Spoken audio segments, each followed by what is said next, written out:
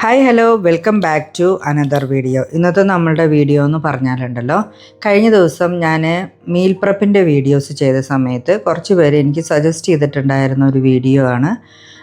അത് വെച്ചിട്ട് കുറച്ച് കുക്കിംഗ് വീഡിയോസ് ചെയ്യാവോ ചേച്ചി എന്നുള്ളത്.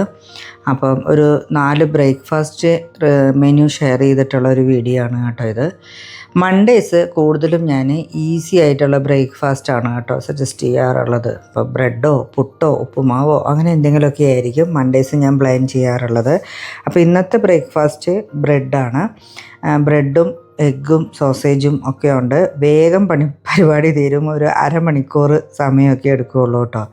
പിന്നെ രാവിലെ ഞാൻ എഴുന്നേറ്റ് എൻ്റെ സ്ഥിരം വർക്കുകളെല്ലാം ഞാൻ ചെയ്തു. കാരണം വെള്ളം തിളപ്പിക്കുക, ബോട്ടിലൊക്കെ വെള്ളം നിറച്ച് വയ്ക്കുക, പിന്നെ നമ്മൾ തലേ ദിവസം കഴുകി വെച്ച പാത്രങ്ങളെല്ലാം എടുത്ത് വയ്ക്കുക, ഈ വക കാര്യങ്ങളെല്ലാം രാവിലെ തന്നെ ചെയ്യും കേട്ടോ. തലേ ദിവസം കിച്ചൺ നല്ല നീറ്റ് ആൻഡ് ക്ലീൻ ആക്കിയിട്ട് കിടക്കുന്ന കാരണം കൊണ്ട് രാവിലെ എഴുന്നേൽക്കുമ്പോൾ നമുക്ക് കിച്ചണിൽ വരുമ്പം തന്നെ ഒരു പോസിറ്റീവ് എനർജി ഉണ്ടാവും കേട്ടോ. എപ്പോഴും അങ്ങനെ ചെയ്യുന്നതാണ് എനിക്കിഷ്ടം. നൈറ്റ് എപ്പോഴും കുട്ടികളാണ് കേട്ടോ എല്ലാം റെഡിയാക്കി വെക്കാറുള്ളതും. ഇപ്പോൾ ഇന്ന് ഞാൻ കുടിക്കാനായിട്ടുള്ള വെള്ളത്തിൽ ഇട്ടത് എന്ന് പറഞ്ഞാൽ ലാവൻഡറാണ്. അത് ഞാൻ അന്ന് അവിടെ ദുബായിൽ പോയിട്ട് വന്നപ്പോൾ മേടിച്ചതുണ്ടായിരുന്നു. നല്ലൊരു സ്മെല്ലാണ് കേട്ടോ ഇതിന്.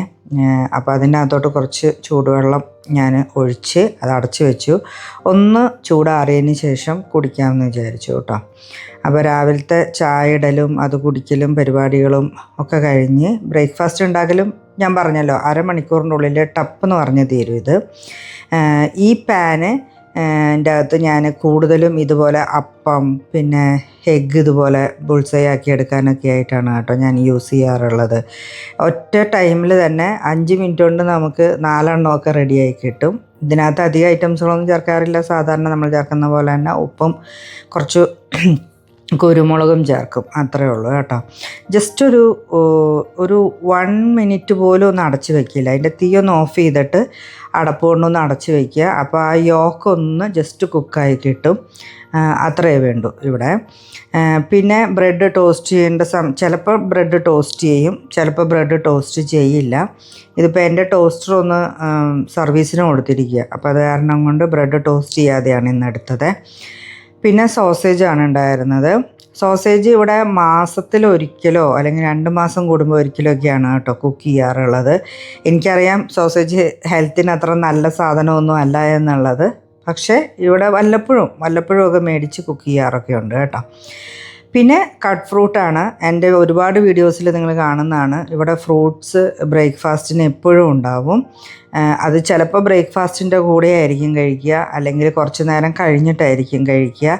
എങ്ങനെയാണ് അവർക്ക് കഴിക്കാനായിട്ട് എങ്ങനെയാണ് ഇഷ്ടം അതുപോലെ ആ സമയം നോക്കിയിട്ട് അവർ കഴിക്കുക. എന്തായാലും രാവിലെ ഞാൻ ബ്രേക്ക്ഫാസ്റ്റിൻ്റെ ഒപ്പം തന്നെ എല്ലാം കട്ട് ചെയ്ത് റെഡിയാക്കി വെക്കും. ചിലപ്പോൾ വയറ് നിറഞ്ഞു പോയാൽ അവർ പറയും ഞാൻ കുറച്ച് കഴിഞ്ഞിട്ട് ഞങ്ങൾ കഴിച്ചോളാം എന്ന് പറയും. സൺഡേയിലെ ബ്രേക്ക്ഫാസ്റ്റ് റെഡിയായി കേട്ടോ. കട്ട് ഫ്രൂട്ട്, പിന്നെ എഗ്ഗ്, സോസേജ്, ബ്രെഡ് എല്ലാം റെഡി ആയിട്ടുണ്ട്. ബ്രെഡിൻ്റെ കൂടെ അതിൻ്റെ സ്പ്രെഡുകൾ യൂസ് ചെയ്യാറുണ്ട് കേട്ടോ. ഇപ്പോൾ ജാം ആയാലും ബിസ്കോഫ് ആയാലും ചിലപ്പോൾ ചീസിൻ്റെ സ്ലൈസ്, പിന്നെ എന്താ പറയുക ബട്ടർ ക്യൂബ്സ്, അങ്ങനെ എല്ലാം ഞങ്ങൾക്കിവിടെ ഞങ്ങൾ സാധാരണ യൂസ് ചെയ്യുന്ന സാധനങ്ങളെല്ലാം അതിൻ്റെ ഒപ്പം തന്നെ ഞാൻ വെക്കും കേട്ടോ. ഇനി ട്യൂസ്ഡേ ഞാൻ പ്ലാൻ ചെയ്തിട്ടുണ്ടായിരുന്നത് ഗീ റോസ്റ്റും സാമ്പാറും എഗ്ഗിൻ്റെ ബോയിൽഡ് എഗ്സും സ്പ്രൗട്ട്സും പിന്നെ എന്താണ് പറയുക കുറച്ച് കട്ട് ഫ്രൂട്ടും ഒക്കെയാണ് പ്ലാൻ ചെയ്തിട്ടുണ്ടായിരുന്നത്. സാമ്പാറിനുള്ള കഷ്ണങ്ങളെല്ലാം ഞാൻ ഓൾറെഡി ഫ്രിഡ്ജിൻ്റെ അകത്ത് കട്ട് ചെയ്ത് വെച്ചിട്ടുണ്ടായിരുന്നു. ഇങ്ങനെ വെക്കുമ്പോൾ നമുക്ക് കുക്ക് ചെയ്തെടുക്കാൻ ഭയങ്കര ഈസിയാണ് കേട്ടോ. എൻ്റെ അടുത്ത് കുറച്ച് പേര് ചോദിച്ചിട്ടുണ്ടായിരുന്നു ഇങ്ങനെ വെക്കുന്നത് എത്ര നാൾ നിൽക്കും എന്നുള്ളത്. വെള്ളം എല്ലാം നന്നായി ഒപ്പിക്കളഞ്ഞിട്ട് വേണം നിങ്ങൾ വെക്കാനായിട്ട്. എൻ്റെ അത് സ്റ്റോർ ചെയ്യുന്ന വീഡിയോസ് കാണാത്തവരാണെങ്കിൽ അതൊന്ന് പോയി കണ്ടു നോക്കൂ കേട്ടോ. ഇതിൽ തക്കാളിയും പച്ചമുളകും ഞാൻ കട്ട് ചെയ്തിട്ടില്ല. ആ സമയത്ത് ഞാൻ കട്ട് ചെയ്തിടുകയാണ് കേട്ടോ ചെയ്യുന്നത്. ഇതിൽ പൊട്ടറ്റോയും ഞാൻ പിന്നെ ചേർക്കുന്നുണ്ട് കട്ട് ചെയ്തിട്ട്. അതിലേക്ക് ആവശ്യമായിട്ടുള്ള മല്ലിയിലയും ഇതുപോലെ തന്നെ ഞാൻ കഴുകി അതിൻ്റെ വെള്ളം എല്ലാം കളഞ്ഞ് ഒരു എന്താണ് പറയുക ടിഷ്യൂ പേപ്പറിൻ്റെ അകത്ത് പൊതിഞ്ഞിട്ട് അതിൻ്റെ ബോക്സിൻ്റെ ഒപ്പം തന്നെ വയ്ക്കും. അപ്പോൾ നമുക്ക് ആ ഒരൊറ്റ ബോക്സായിട്ട് ഇങ്ങ് എടുത്താൽ മതി യൂസ് ചെയ്യുന്ന ടൈമിൽ. ഇന്ന് പിന്നെ വെള്ളം കുടിക്കാനായിട്ടുള്ള വെള്ളത്തിൻ്റെ അകത്ത് ഞാൻ റോസിൻ്റെ പെറ്റൽസാണ് ഇട്ടത്. ഞാനിത് മേടിച്ചതിന് ശേഷം ആദ്യമാണ് കേട്ടോ ഇത് യൂസ് ചെയ്യുന്നത്. അപ്പോൾ എനിക്കത് എടുത്ത് തുറന്നു നോക്കിയപ്പോൾ അങ്ങനെ അധികം വലിയ സ്മെല്ലൊന്നും ഫീൽ ചെയ്തില്ല. പക്ഷേ അതിൽ വെള്ളം ഒഴിച്ച് കഴിഞ്ഞപ്പോൾ നല്ല റോസിൻ്റെ സ്മെല്ല് വരുന്നുണ്ടായിരുന്നു. കുടിക്കുമ്പോഴും നമുക്ക് നല്ലപോലെ ആ ഒരു നല്ല ഫ്രഷ് ആവുന്ന മാതിരത്തെ ഒരു ഫീലിംഗ് കിട്ടുന്നുണ്ടായിരുന്നു കേട്ടോ. പിന്നെ രാവിലെ എഗ്ഗ് ഞാൻ ബോയിൽ ചെയ്യാനായിട്ട് ഇടാനായിട്ട് നോക്കുന്ന സമയത്ത് എഗ്ഗെല്ലാം എനിക്ക് ആവശ്യത്തിനുള്ള എഗ്ഗ് ഉണ്ടായിരുന്നില്ല. അപ്പോൾ തന്നെ ഞാൻ വേഗം ഇൻസ്റ്റാമാർട്ടിൽ നിന്ന് ഓർഡർ ചെയ്തു കേട്ടോ. ഞങ്ങൾക്കിവിടെ ഒരു 5 മിനിറ്റിൻ്റെ ഉള്ളിലൊക്കെ ഇൻസ്റ്റാമാർട്ടിൽ എന്തെങ്കിലും സാധനങ്ങൾ 1-2 ഐറ്റംസ് ഒക്കെ ആണെങ്കിൽ എത്തും കേട്ടോ. പക്ഷേ ഇന്ന് ഞാൻ ഓർഡർ ചെയ്ത എഗ്ഗിൻ്റെ ഒരു 6 എണ്ണം നല്ല അടിപൊളിയായിട്ട് പൂപ്പിലൊക്കെ വന്നിട്ടുള്ള ഐറ്റമാണ് കിട്ടിയത്. അതിൽ 1-2 ഒക്കെ പൊട്ടിയിരിക്കുന്നുണ്ടായിരുന്നു. അപ്പോൾ അതെല്ലാം ഞാൻ മാറ്റി വെച്ചു. അത് നമുക്ക് ഉപയോഗിക്കാൻ പറ്റില്ല. ചില സമയത്ത് വരുന്നത് ഇങ്ങനെയായിരിക്കും, നമുക്ക് യൂസ് ചെയ്യാൻ പറ്റാത്ത ഐറ്റംസ് ആയിരിക്കും വരുന്നത്. പിന്നെ ഞാൻ സാമ്പാർ വെക്കാനൊക്കെ ആയിട്ടുള്ള പരിപാടികളും കാര്യങ്ങളൊക്കെ നോക്കി. പരിപ്പ് സെപ്പറേറ്റാണ് ഞാൻ വേവിക്കുന്നത്. ആദ്യം ഞാൻ പരിപ്പ് വേവിച്ചതിന് ശേഷമാണ് കഷ്ണമൊക്കെ ചേർത്ത് പിന്നെ വേവിക്കുന്നത്. ഒരു 1/2 കപ്പാണ് കേട്ടോ പരിപ്പ് എടുത്തത്. ഇപ്പോൾ സാമ്പാറൊക്കെ ഉണ്ടാക്കുന്ന ദിവസമാണെങ്കിൽ ഞാനത് ഉച്ചക്കത്തേക്കും കൂടി കറി പറ്റുന്ന മാതിരിയുള്ള ഇതിന് കൂടി കണക്കാക്കിയാണ് ഉണ്ടാക്കുന്നത് കേട്ടോ. അപ്പോൾ ഒരു പരിപ്പ് ആദ്യം കുക്കറിൻ്റെ അകത്തിട്ട് ഒരൊറ്റൊരു വിസിൽ അത് അടുപ്പിച്ച് കഴിയുമ്പം അത് ഓഫ് ചെയ്യും. അതിന് ശേഷം അതിലേക്ക് കഷ്ണമൊക്കെ ചേർക്കുകയാണ് ചെയ്യുക. അപ്പം പൊട്ടറ്റോ മാത്രം ആ സമയത്ത്, അതായത് പൊട്ടറ്റോ നമുക്ക് നേരത്തെ, എൻ്റെ അടുത്തൊരു കമൻറ്റ് ചോദിച്ചിട്ടുണ്ടായിരുന്നു, പൊട്ടറ്റോ നേരത്തെ അരിഞ്ഞ് വെക്കാവുന്നു. തലേദിവസം അരിഞ്ഞ് നമുക്ക് ഫ്രിഡ്ജിൻ്റെ അകത്ത് വെക്കാം കേട്ടോ. പക്ഷെ അത് വെള്ളത്തിലിട്ട് വെക്കണം, ഇല്ലെങ്കിൽ അതിൻ്റെ കളറ് മാറിപ്പോവും. പിന്നെ നമുക്ക് ദോശയ്ക്ക് വേണ്ട മാവ് ഞാൻ പാക്കറ്റായിട്ടാണ് മേടിച്ചത് കേട്ടോ. ചിലപ്പോൾ ഞാൻ മാവ് നേരത്തെ മേടിച്ച് വയ്ക്കും, അതായത് തലേ ദിവസം മേടിച്ച് വയ്ക്കും. ചിലപ്പോൾ രാവിലെ ആയിരിക്കും ഞാൻ പ്ലാൻ ചെയ്യുന്ന ദിവസം മേടിക്കുന്നത്. ഞാൻ അരച്ച് വെക്കാത്ത ദിവസങ്ങളിലാണ് ഇങ്ങനെ മേടിക്കുന്നത് കേട്ടോ. ചിലപ്പം എന്തെങ്കിലും തിരക്ക് കാര്യങ്ങളൊക്കെ ഉണ്ടെങ്കിൽ തലേ ദിവസമൊക്കെ വിട്ടുപോയിട്ടുണ്ടെന്നുണ്ടെങ്കിൽ ഒന്നെങ്കിൽ രാവിലെ മേടിക്കും, അല്ലെങ്കിൽ രാത്രി അത് മേടിച്ച് വെക്കുകയാണ് ചെയ്യാറുള്ളത്.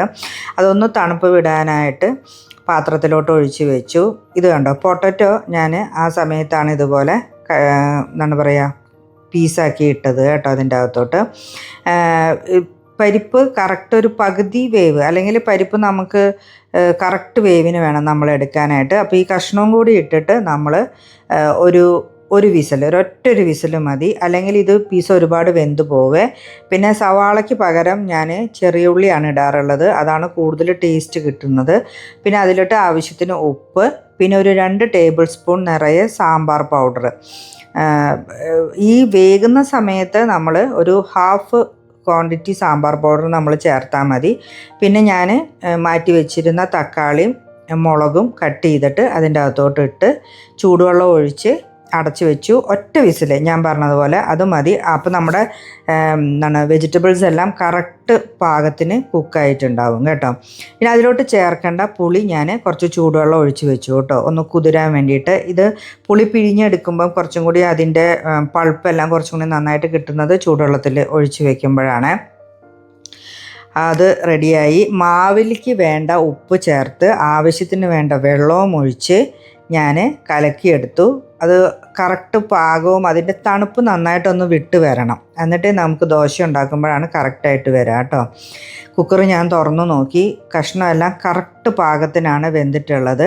അതിലേക്ക് ഞാൻ പുളി ചേർത്തു കേട്ടോ. എന്നിട്ട് അത് ഞാൻ വീഡിയോയിൽ എടുക്കാനായിട്ട് വിട്ടുപോയി. പുളി ചേർത്തു. ഇനി സാമ്പാർ നമുക്കൊന്ന് കടുക് കാച്ചിയെടുത്താൽ നല്ല അടിപൊളി സാമ്പാറായിട്ട് കിട്ടും കേട്ടോ. വെളിച്ചെണ്ണ ഒഴിക്കുക, കടുക് ഇടുക, തീ ഒന്ന് ഓഫ് ചെയ്യുക കടുക് പൊട്ടി കഴിയുമ്പം, ഇല്ലെങ്കിൽ നമ്മുടെ പൊടി ഇടുന്നത് കരിഞ്ഞു പോവും. അതിലേക്ക് വറ്റൽമുളക് ഇടുക, സാമ്പാർ പൊടി ഇടുക. സാമ്പാർ പൊടി ഒരു 2 ടേബിൾ സ്പൂൺ തന്നെ ഇടാം കേട്ടോ നമുക്ക്. എന്നിട്ട് നല്ലതുപോലെ അതിൻ്റെ ആ ഒരു പച്ചമണം മാറുന്ന വരെ നന്നായിട്ടൊന്ന് വഴറ്റിയിട്ട് സാമ്പാർ അതിലേക്ക് ചേർത്ത് കൊടുക്കുക. ഇത്രയേ ഉള്ളൂ. പിന്നെ കുറച്ച് മല്ലിയിലയും കൂടി കട്ട് ചെയ്തിടുക.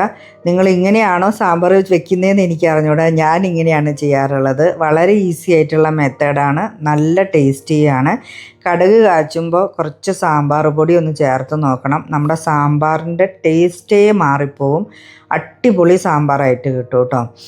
ഇനി എനിക്ക് അധികം പരിപാടികളൊന്നുമില്ല. ഞാൻ എന്താണ് പറയുക, ചെറുപയർ ഇതേ മുളപ്പിച്ചതാണിത്. ഇത് ഞാനൊരു സൈഡിൽ വേകാനായിട്ട് ആവി കയറാനായിട്ട് വെച്ചിട്ടുണ്ടായിരുന്നു. അപ്പോൾ അതൊന്ന് വഴറ്റിയെടുക്കാൻ വേണ്ടിയിട്ട് 1 ക്യൂബ് ഗാർലിക്ക്, ബട്ടർ, പിന്നെ കുറച്ച് പിസ്സ സീസണിങ്, ആവശ്യത്തിന് ഉപ്പ്, ഇത്രയും കാര്യങ്ങളാണ് ചേർക്കേണ്ടത്. അപ്പോൾ നമ്മളതൊന്ന് ജസ്റ്റ് ഒന്ന് ആവി കയറാനായിട്ട് ആദ്യം വെക്കുക. പിന്നെ നമ്മൾ ബട്ടറും ഗാർലിക്കും ആദ്യം ഒന്ന് സോട്ട് ചെയ്തെടുക്കുക. അതിലേക്ക് ഉപ്പും ഈ പിസ്സ സീസണിങ്ങും ഇടുക. ബട്ടർ ഒരുപാട് ഞാൻ ഈ ക്യൂബാക്കി വെക്കുന്ന കാരണം കൊണ്ടുണ്ടല്ലോ ഗാർലിക് അതിൻ്റെ തണുപ്പൊന്ന് വിട്ട് വരാനായിട്ട് ഇച്ചിരി സമയമെടുക്കും. അപ്പോൾ ഞാനെപ്പോഴും തീ ഭയങ്കര കുറച്ചാണ് വെക്കാറുള്ളത് കേട്ടോ.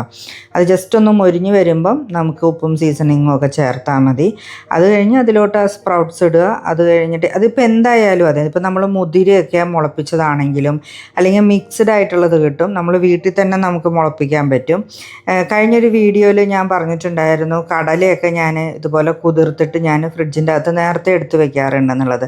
അത് നമ്മൾ ഒരാഴ്ചയിൽ കൂടുതലൊക്കെ നമ്മൾ വെച്ചാലുണ്ടല്ലോ ഫ്രിഡ്ജിൻ്റെ അകത്ത് വെച്ചാൽ തന്നെ അത് നന്നായിട്ട് മുളച്ച് വരും കേട്ടോ. ഗ്രീൻ പീസ് ആണെങ്കിലും കടലയാണെങ്കിലും ഒക്കെ ഒരു 4 ദിവസം കഴിഞ്ഞ് നിങ്ങൾ നോക്കി അത് മുളച്ച് വരും. അതും ഇതുപോലെ നമുക്ക് വേവിച്ചിട്ട് ഇതേപോലെ തന്നെ നമുക്ക് എടുത്ത് ഇപ്പം സാലഡിൻ്റെ ഒപ്പമൊക്കെ കൂട്ടിയിട്ട് നമുക്ക് കഴിക്കാനായിട്ട് പറ്റും കേട്ടോ. അപ്പോൾ മുട്ടയെല്ലാം ബോയിൽ ചെയ്തെടുത്തു, അതും വെന്തിട്ടുണ്ട്. എൻ്റെ സ്പ്രൗട്ട്സും റെഡിയായി. ഇനിയിപ്പോൾ എനിക്ക് കട്ട് ഫ്രൂട്ടും കൂടി റെഡിയാക്കിയാൽ മതി കേട്ടോ. അങ്ങനെ രാവിലത്തെ ബ്രേക്ക്ഫാസ്റ്റിൻ്റെ വലിയൊരു പരിപാടികളെല്ലാം തീർന്നു കേട്ടോ. ഇനി എനിക്ക് ഗീ റോസ്റ്റ് മാത്രമേ ഉണ്ടാക്കാനുള്ളൂ. കട്ട് ഫ്രൂട്ടും സാമ്പാറും എഗ്ഗും സ്പ്രൗട്ട്സും എല്ലാം റെഡി ആയിട്ടുണ്ട്. ഇനി എനിക്ക് ഗീ റോസ്റ്റ് അത് ആ സമയത്ത് തന്നെ അപ്പം തന്നെ ഞാൻ ചൂടായിട്ട് ഉണ്ടാക്കുകയാണ് കേട്ടോ ചെയ്യാറുള്ളത്. ഇപ്പോഴേ മോൻ എക്സാമിന് പോകാനായിട്ട് റെഡി ആയിട്ട് നിൽക്കുകയാണ്. അവൻ 10th അപ്പം അവന് വേണ്ട 2 ദോശ മാത്രം ഞാൻ വേഗം ഉണ്ടാക്കിയെടുത്തു കേട്ടോ. ഇത് കണ്ടോ, ഇത് ഞാൻ ഇപ്പം ഗീ ഇട്ട് വയ്ക്കുന്ന ഒരു പാത്രം പുതിയത് മേടിച്ചതാണ്. ഇത് നല്ലതാണ്. ഇതിൻ്റെ സ്പൂൺ ഇടയ്ക്കിടയ്ക്ക് മാറ്റണ്ട എന്നുള്ളതാണ് ഏറ്റവും വലിയൊരു ഗുണം. അല്ലെങ്കിൽ എനിക്കത് കഴുകിയെടുക്കുമ്പോൾ നമ്മുടെ പാത്രം കഴുകുന്ന സ്ക്രബും എല്ലാം ഗീ ആയിട്ട് പിന്നെ അത് മാറ്റേണ്ടി വരാറുണ്ട് കേട്ടോ. അപ്പോൾ ഇത് മേടിച്ചതിന് ശേഷം എളുപ്പമാണ്, കുറച്ചും കൂടി ഈസി ആയിട്ട് നമുക്ക് അതിനകത്ത് തന്നെ ആ സ്പൂൺ ഇട്ട് വയ്ക്കാം. റോസ്റ്റ് ഞാൻ ഉണ്ടാക്കുമ്പോൾ ഉണ്ടല്ലോ ഗീ റോസ്റ്റിന് ഈ പറഞ്ഞതുപോലെ ചെറുതായിട്ടൊന്നും ഞാൻ വെള്ളമൊന്നും തെളിച്ച് കൊടുക്കാറില്ല കേട്ടോ പാനിൽ. ഇതുപോലെ ദോശയുടെ മാവ് നല്ലതുപോലെ തണുപ്പൊക്കെ വിട്ടിട്ടുണ്ടെങ്കിൽ നമുക്ക് നന്നായിട്ട് ഇതുപോലെ കിട്ടും.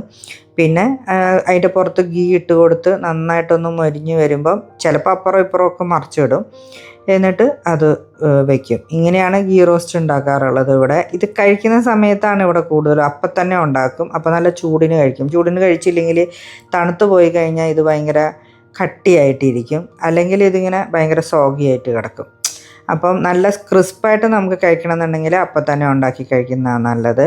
അങ്ങനെ എൻ്റെ രാവിലത്തെ ബ്രേക്ക്ഫാസ്റ്റ് ട്യൂസ്ഡേയിലെ മെനു നമ്മൾ പ്ലാൻ ചെയ്തത് റെഡിയായി. Ghee roast, egg, sprouts, sambar, cut fruit.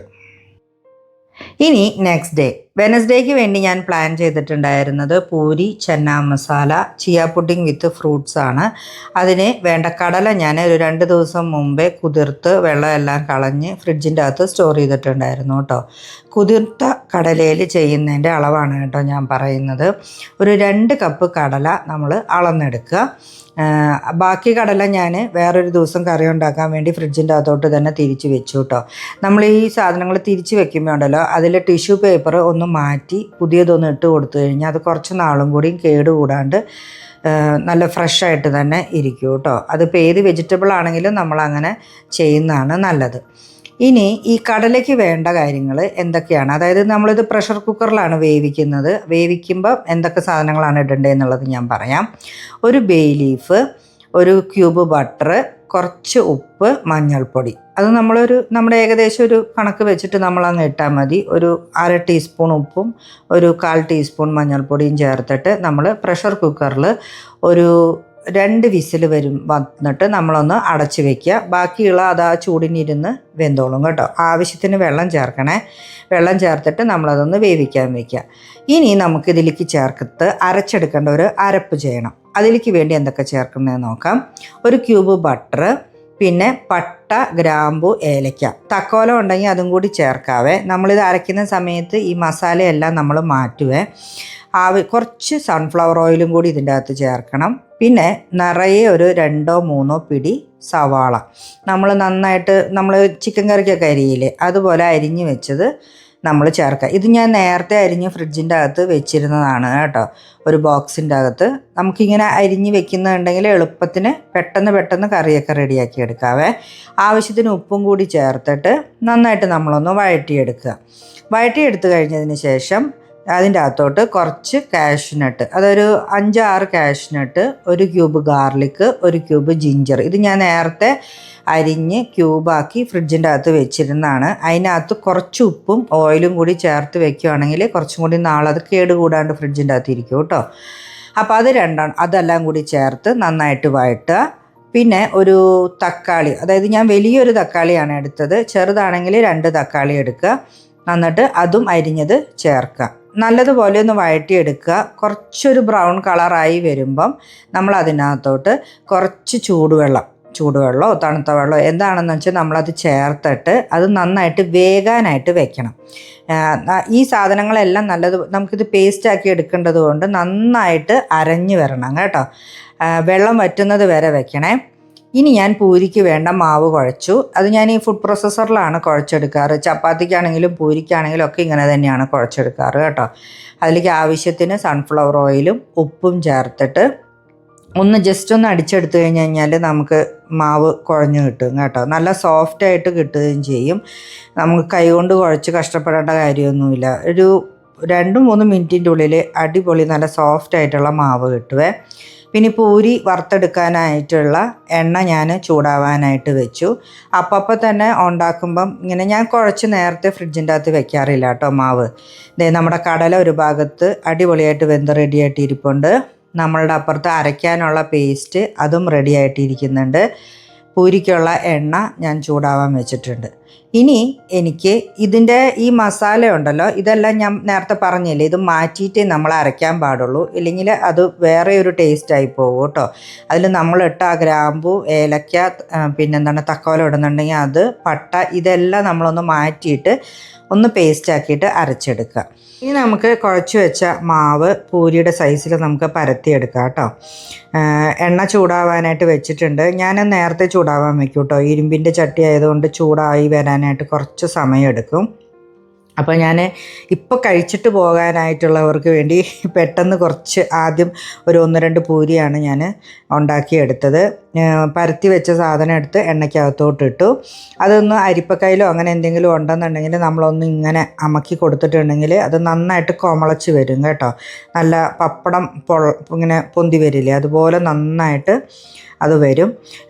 ഇനി നമ്മുടെ കറിയുടെ പരിപാടികൾ തീർന്നിട്ടില്ല. വേവിച്ച കടലയും പിന്നെ അരച്ച് വെച്ച അരപ്പും എല്ലാം നമുക്ക് ഒന്നിച്ചാക്കണം. അപ്പോൾ നമ്മളൊരു പാൻ വെച്ചിട്ട് അതിനകത്തോട്ട് കുറച്ച് ബട്ടർ ഇട്ടു. കുറച്ച് കാശ്മീരി ചില്ലി പൗഡറും അതിൻ്റെ അകത്തോട്ട് ഇട്ടിട്ടുണ്ട്. ഇതിനകത്തോട്ട് വേണമെന്നുള്ളവർക്ക് കുറച്ച് ഓയിൽ ആഡ് ചെയ്യാം. നമ്മളിപ്പോൾ 2 പ്രാവശ്യവും ബട്ടർ ഇട്ടിട്ടുണ്ട്, അതുകൊണ്ട് പിന്നെ ഞാൻ അതിൻ്റെ കൂടെ ഓയിൽ ആഡ് ചെയ്യാനായിട്ട് നിന്നില്ല കേട്ടോ. ഇതിലോട്ട് നമ്മൾ മുളകിടുമ്പം ശ്രദ്ധിക്കണം, നമ്മൾ തീ നന്നായിട്ട് ലോ ഫ്ലെയിമിൽ വെച്ചിട്ട് വേണം ഇടാൻ. കരിഞ്ഞു പോകരുത്, കറിയുടെ ടേസ്റ്റ് മൊത്തം മാറിപ്പോവേ. അരച്ച് വെച്ച അരപ്പ് ചേർക്കുക. അത് കഴിഞ്ഞിട്ട് വേവിച്ച് വെച്ച കടലയും ചേർക്കുക. കടലയ്ക്കകത്ത് നമ്മൾ ഇട്ട് വെച്ചിരുന്ന ബേ ലീഫ് കാര്യങ്ങളെല്ലാം ഒന്ന് മാറ്റി കൊടുക്കുക കേട്ടോ. അത് കറിയിൽ കിടക്കുന്ന കഴിഞ്ഞാൽ ഒരു രസം ഉണ്ടാവില്ല കാണാനായിട്ട്, അതൊന്ന് മാറ്റി കൊടുക്കുക. ഇപ്പോൾ നമ്മൾ അരപ്പിൽ നമ്മൾ തക്കാളി ചേർത്തിട്ടുള്ളത് കൊണ്ടുള്ള കറിക്ക് നല്ലൊരു പുളി ഉണ്ടാവും. അപ്പോൾ അതൊന്ന് ബാലൻസ് ചെയ്യാൻ വേണ്ടിയിട്ട് ഒരു 1/2 ടീസ്പൂണോ അല്ലെങ്കിൽ നിങ്ങളുടെ ടേസ്റ്റ് അനുസരിച്ച് കുറച്ച് പഞ്ചസാര ചേർത്ത് കൊടുക്കുക കേട്ടോ. പിന്നെ ഉപ്പ് കറക്റ്റാണോ എന്നുള്ളത് നോക്കുക, ഉപ്പ് ഇടുക. ഇനി മെയിനായിട്ട് ചേർക്കേണ്ട ഒരു കാര്യമാണ് കസ്തൂരി മേത്തി. അതിടണം കേട്ടോ. അതിടുമ്പോഴാണ് കറക്റ്റ് നമുക്ക് ആ റെസ്റ്റോറൻറ്റിലൊക്കെ കിട്ടുന്ന പോലത്തെ ടേസ്റ്റ് വരുന്നത്. പിന്നെ കുറച്ച് ഫ്രഷ് ക്രീമും കൂടി ചേർക്കുക. നമ്മുടെ കറി റെഡിയായി. കുറച്ച് ഗ്രേവി ആയിട്ട് തന്നെ വെക്കണം. ഇത് ഇരിക്കുമ്പോൾ ഒന്ന് കുറുകി വരും കേട്ടോ. ഇനി നമുക്ക് ശരിയാക്കാനുള്ളത് ചിയ പുഡിംഗ് വിത്ത് ഫ്രൂട്ട്സ് ആണ്. ചിയ പുഡിങ്ങിനുള്ള സീഡ് ഞാൻ ഓൾറെഡി പാലിൻ്റെ അകത്ത് തലേ ദിവസം ഇട്ട് നന്നായിട്ട് കുതിർത്ത് വെച്ചിട്ടുണ്ട് കേട്ടോ. അപ്പോൾ ഇനി അത് സെറ്റ് ചെയ്തെടുക്കുകയേ വേണ്ടൂ, വേറെ പരിപാടികളൊന്നുമില്ല. നമ്മൾ കഴിക്കുന്ന ടൈമിൽ അങ്ങ് എടുത്താൽ മതി. ഇതുപോലെ ഒരു ബൗളിലേക്ക് ആവശ്യത്തിന് എത്രയാണ് വേണ്ടതെന്നുണ്ടെങ്കിൽ അത് നമ്മൾ എടുക്കുക. കുറച്ച് ഷുഗറും കൂടി ആഡ് ചെയ്ത് വെക്കണേ. പാലിൻ്റെ ഒപ്പം പഞ്ചസാരയും ചിയ സീഡും ഇട്ടിട്ട് തലേ ദിവസം കുതിർത്ത് വയ്ക്കുക. അതിലേക്ക് എന്ത് ഫ്രൂട്ടാണ് നമുക്ക് ആഡ് ചെയ്യേണ്ടതെന്നുണ്ടെങ്കിൽ നമ്മൾ ആഡ് ചെയ്യുക. ഇവിടെ ഞാൻ കുറച്ച് യോഗട്ടും ബ്ലൂബെറി പിന്നെ കോൺഫ്ലെക്സും കുറച്ച് ആൽമണ്ട്സും ആണ് ചേർത്ത് കൊടുത്തിട്ടുണ്ടായിരുന്നത് കേട്ടോ. അതും കൂടി ഇട്ടു. അങ്ങനെ നമ്മുടെ അന്നത്തെ ബ്രേക്ക്ഫാസ്റ്റ് റെഡിയായി കേട്ടോ. സെർവ് ചെയ്യുമ്പോൾ ഉണ്ടല്ലോ, ഭംഗിക്ക് വേണ്ടി കുറച്ച് ഫ്രഷ് ക്രീം മുകളിൽ ഒഴിച്ചു കൊടുക്കുന്നത് നല്ലതാണ് കേട്ടോ. പിന്നെ ബാക്കി ഉണ്ടായിരുന്ന കുഴച്ച മാവെല്ലാം ഞാൻ പൂരിക്കുള്ളതെല്ലാം പൂരിക്ക് പരത്തി കുറച്ച് ചപ്പാത്തിക്കും പരത്തി വെച്ചു. അതെനിക്ക് നൈറ്റിലേക്ക് ഒരു റോളോ അങ്ങനെ എന്തെങ്കിലും ആക്കിയെടുക്കാനായിട്ട് ഇതാവും. ഞാൻ എന്ത് കാര്യം രാവിലെ ചെയ്യുമ്പം അത് വൈകുന്നേരമോ അല്ലെങ്കിൽ ഉച്ചയ്ക്കും കൂടി എടുക്കാൻ പറ്റുന്ന മാതിരിയൊക്കെയാണ് കേട്ടോ ചെയ്യാറുള്ളത്. ഇനി നെക്സ്റ്റ് ഡേ എനിക്ക് വലിയ മെനുവും കാര്യങ്ങളൊന്നും ഉണ്ടായിരുന്നില്ല കേട്ടോ. പുട്ട്, എഗ്ഗ്, പഴം, കട്ട്ലേറ്റ് അങ്ങനെയുള്ള കാര്യങ്ങളൊക്കെ ആയിരുന്നു ഉണ്ടായിരുന്നത്. ഞാനതിന് കട്ട്ലേറ്റ് നേരത്തെ തന്നെ ഫ്രിഡ്ജിൻ്റെ അകത്ത് ചെയ്ത് വെച്ചിട്ടുണ്ടായിരുന്നു. കട്ട്ലേറ്റിൻ്റെ റെസിപ്പി എൻ്റെ അടുത്ത് ഒരുപാട് പേര് ചോദിച്ചിട്ടുണ്ട്. ഒന്ന് ഞാൻ ചെയ്തിട്ടുണ്ട് പ്രോൺസിൻ്റെ. ഇനി ചിക്കൻ്റെയും ബീഫിൻ്റെയും ഞാൻ വേറോരോ ദിവസം ഇടാനായിട്ട് നോക്കാം കേട്ടോ. ഇത് ചിക്കൻ കട്ട്ലേറ്റാണ്. കട്ട്ലേറ്റ് എങ്ങനെയാണ് സ്റ്റോർ ചെയ്യുന്നതെന്നും ചോദിച്ചിട്ടുണ്ടായിരുന്നു കുറച്ച് പേര്. ഇത് ഇങ്ങനെ ഞാൻ ഈ ബോക്സിൻ്റെ അകത്ത് വെച്ച് കഴിയുമ്പം ഒന്നൊന്ന് തൊടാതെ വെച്ചാൽ മതി. അത് കഴിയുമ്പം അത് ഓൾറെഡി അത് ഫ്രോസൺ ആയി കഴിഞ്ഞിട്ടുണ്ടെങ്കിൽ നമുക്ക് പിന്നെ അത് സിപ്പ് ലോക്കിൻ്റെ അകത്തോട്ട് എടുത്ത് വെക്കാനായിട്ട് എളുപ്പമാണ് കേട്ടോ. അതിന് പൊട്ടുവോ ഒന്നും ഉണ്ടാകത്തില്ല. നമ്മൾ കഴിക്കുന്ന ടൈമിൽ അതെടുത്ത് പുറത്ത് വെച്ച് ഒന്നെങ്കിൽ തണുപ്പ് മാറുന്നത് വരെ പുറത്ത് വയ്ക്കുക. അല്ലാന്നുണ്ടെങ്കിൽ നമ്മൾ ഓവൻ്റെ അകത്ത് ഒരു 1-2 മിനിറ്റ് വെക്കുമ്പം അതിൻ്റെ തണുപ്പ് പോയി കിട്ടും. എന്നിട്ട് നമ്മളെടുത്ത് നേരെ എണ്ണയ്ക്കകത്തിട്ട് ഫ്രൈ ചെയ്തെടുത്താൽ മതി കേട്ടോ. ഞാൻ എപ്പോഴും കൂടുതലും അങ്ങനെയാണ് ചെയ്യാറുള്ളത്. നേരിട്ട് എടുത്ത് ഇതിൻ്റെ അകത്തോട്ട് വെക്കും. എന്നിട്ട് അത് തണുപ്പ് മാറ്റിയെടുത്തിട്ട് പിന്നെ അങ്ങ് ഫ്രൈ ചെയ്യുകയാണ് ചെയ്യുന്നത് കേട്ടോ. ഇന്ന് നമ്മൾ വെള്ളം തിളപ്പിക്കാനായിട്ട് എടുത്തതുണ്ടല്ലോ, ബെറികളുടെ ഒരു ഇതാണ് എടുത്തത് കേട്ടോ. അത് കണ്ടോ, വെള്ളം ഒഴിച്ച് വന്നപ്പോൾ കറക്റ്റ് എൻ്റെ ഉടുപ്പിൻ്റെ അതേ കളറ് തന്നെ കിട്ടി. എനിക്കത് കണ്ട് ഭയങ്കര സന്തോഷമായിരുന്നു കേട്ടോ. ഇന്നിപ്പോൾ നമുക്ക് പുട്ടിന് കുഴച്ചെടുക്കാം. വേഗം ഉണ്ടാക്കി തീരുന്ന ബ്രേക്ക്ഫാസ്റ്റാണ്. ഇന്നിപ്പോൾ അരിപ്പുട്ടാണ്. ഗോതമ്പ് പുട്ടും വേറെ ചോളത്തിൻ്റെയും ഒക്കെ ഞാനിവിടെ ഉണ്ടാക്കാറുണ്ട്. റാഗിയൊക്കെ ഉണ്ടാക്കാറുണ്ട് കേട്ടോ. ഇതിപ്പോൾ അരിയുടെയാണ്. ഒരു 1-1.25 കപ്പ് പൊടിയാണ് ഞാൻ എടുത്തത്. ഞങ്ങൾക്ക് ഇത്രയൊക്കെ മതി കേട്ടോ. ഞങ്ങൾ 5 പേരുണ്ട്, മെയ്ഡടക്കം. ഞങ്ങൾക്ക് ഇത്രയും പുട്ട് ധാരാളം മതി ഇവിടെ ഫുഡ് രാവിലത്തെ സമയത്തിന് വരാനായിട്ട് കേട്ടോ. പുട്ട് കുഴച്ചെടുക്കാനൊന്നും ഞാൻ നിങ്ങളെ പഠിപ്പിച്ച് തരേണ്ട കാര്യമൊന്നും ഇല്ലല്ലോ. അതിനാവശ്യത്തിനുള്ള ഉപ്പിടുക, എന്നിട്ട് നല്ലതുപോലെ കുഴച്ച് റെഡിയാക്കി ഒന്ന് പൊത്തി വെക്കുക കേട്ടോ. അതൊന്ന് കുതിർന്ന് വരണം. അരിയുടെ ആവുമ്പോൾ നമ്മളൊന്ന് കുതിർന്ന് വരുമ്പം കുറച്ചും കൂടി അതിലെ വെള്ളം ഒന്ന് വറ്റിപ്പോവും. അപ്പോൾ പിന്നെ നമ്മൾ എടുക്കുന്ന സമയത്ത് ഒന്നും കൂടി നനച്ച് പുട്ടൊന്ന് എടുത്ത് കുറ്റിക്കകത്തോട്ട് നിറച്ചാൽ മതി കേട്ടോ. ഞാൻ പുട്ടിന് പൊടി നനച്ച് വെച്ചതിന് ശേഷമാണ് കുടത്തിൻ്റെ അകത്ത് വെള്ളം വയ്ക്കുന്നത്. അപ്പോൾ ആ വെള്ളം തിളച്ച് വരുന്ന സമയം കൊണ്ട് പൊടിയും നല്ലതുപോലെ കുതിർന്ന് റെഡിയായിട്ട് ഇരിക്കുന്നുണ്ടാവും കേട്ടോ. ഇനി എനിക്ക് പിന്നെ അധികം വലിയ പണികളൊന്നും ഉണ്ടായിരുന്നില്ല. മുട്ടയൊന്ന് ബോയിൽ ചെയ്യാനായിട്ട് വെക്കണം. പിന്നെ ഫ്രൂട്ട്സൊക്കെ ഒന്ന് കട്ട് ചെയ്ത് റെഡിയാക്കണം. പിന്നെന്താണ്, കട്ട്ലേറ്റ് ഒന്ന് വറുത്തെടുക്കണം. ഈ വക പരിപാടികളൊക്കെ ഉണ്ടായിരുന്നുള്ളൂ. ഇതൊക്കെ പെട്ടെന്ന് തീരും കേട്ടോ. തേങ്ങ ഞാൻ തണുപ്പ് കളഞ്ഞ് എടുത്ത് വെച്ചു. ഈ ഫ്രിഡ്ജിൻ്റെ അകത്ത് ഞാൻ നേരത്തെ ചിരണ്ടി വെക്കുന്നതാണ് കേട്ടോ. പുട്ടിൻ്റെ പൊടിയെല്ലാം നനഞ്ഞ് റെഡിയാണോ എന്നുള്ളതൊന്ന് ചെക്ക് ചെയ്തോട്ടോ. ഇങ്ങനെ ഒന്ന് പിടിച്ചിട്ട് നമ്മളൊന്ന് നോക്കിയാൽ അതിൻ്റെ നനവ് കറക്റ്റാണോ എന്നുള്ളത് നമുക്ക് അറിയാൻ പറ്റും. ഈ ട്രിക്ക് എനിക്ക് എൻ്റെ അമ്മ കേട്ടോ പറഞ്ഞു തന്നത്. നമ്മൾ നനച്ച് ഒന്ന് പൊത്തി വെച്ച് കഴിഞ്ഞിട്ട് നമ്മളൊന്ന് കൈകൊണ്ട് ഇങ്ങനെയൊന്ന് പിടിച്ചൊന്ന് അമർത്തി നോക്കുമ്പോൾ അത് ആ ഷേപ്പ് ഹോൾഡ് ചെയ്യുന്നുണ്ടെങ്കിൽ അതിൻ്റെ നനവ് കറക്റ്റായിട്ടുണ്ടെന്നാണ്. പിന്നെ ഞാൻ അരിപ്പുട്ടായതുകൊണ്ട് തന്നെ ഞാനത് കുറ്റിക്കകത്തോട്ട് നിറയ്ക്കുന്നതിന് മുൻപ് ഒന്നും കൂടി ഒന്ന് വെള്ളം തെളിച്ച് ഒന്ന് നനച്ച് നനവ് ഒന്നും കൂടി കറക്റ്റാക്കിയതിന് ശേഷമാണ് കേട്ടോ നിറയ്ക്കാറുള്ളത്. ഇല്ലെങ്കിൽ ചിലപ്പോൾ അത് കുത്തുമ്പോൾ പൊട്ടിപ്പോവും. ഈ പൊടി എനിക്ക് അമ്മ വീട്ടിൽ നിന്ന് കൊണ്ടുവന്ന് തരുന്ന പൊടിയാണ്. അപ്പോൾ അത് കാരണം കൊണ്ട് എനിക്ക് അതിൻ്റെ നനവ് കറക്റ്റായി വരാനായിട്ട് നമുക്കത് ചെയ്ത് നമുക്ക് അതിൻ്റെ നനവ് ഇങ്ങനെ കറക്റ്റായിട്ട് ആണോ എന്നുള്ളത് നമുക്ക് മനസ്സിലാവും കേട്ടോ. നമുക്ക് കട്ട്ലേറ്റ് വറുത്തെടുക്കാവേ. നല്ല തിളച്ച എണ്ണയിലേക്ക് വേണം നമ്മൾ കട്ട്ലേറ്റ് വറുക്കാനായിട്ട് ഇടാനായിട്ട്. നന്നായിട്ട് എണ്ണ ചൂടാവണം കേട്ടോ. ഇല്ലെങ്കിൽ കട്ട്ലേറ്റ് ചിലപ്പോൾ പൊട്ടിപ്പോവും, അല്ലെങ്കിൽ എണ്ണ ഭയങ്കരമായിട്ട് കുടിക്കും അത്. അപ്പം അതെല്ലാം വറുത്ത് റെഡിയാക്കി വെച്ചു. പിന്നെ മുട്ട റോസ്റ്റ് ചെയ്തെടുക്കുക ചെയ്തേ. ഞാൻ മുട്ട റോസ്റ്റ് ചെയ്യുന്ന റെസിപ്പി ഞാൻ മുമ്പ് ഷെയർ ചെയ്തിട്ടുണ്ട്. നമ്മൾ ബോയിൽ ചെയ്ത മുട്ട അതെല്ലാം പൊളിച്ചിട്ട് ഒരു പാനിലേക്ക് ഇട്ട് അതിനകത്തോട്ട് കുറച്ച് മുളക് പൊടിയും ഉപ്പും എണ്ണയും കൂടി ഇടുക. എന്നിട്ട് കരിഞ്ഞു പോകരുത്. തീ ഭയങ്കര ലോയിൽ വയ്ക്കുക. എന്നിട്ട് അതൊന്ന് റോസ്റ്റ് ചെയ്തെടുക്കുക. സിമ്പിളാണ് കേട്ടോ, പക്ഷേ നല്ല ടേസ്റ്റുമാണ് ഈ മുട്ട റോസ്റ്റിന്. ഇനിയിപ്പോൾ എനിക്ക് വേറെ എൻ്റെ പണികളെല്ലാം തീർന്നു. കുറച്ച് ഫ്രൂട്ട്സും കൂടിയേ കട്ട് ചെയ്യാനായിട്ട് ബാക്കിയുള്ളൂ.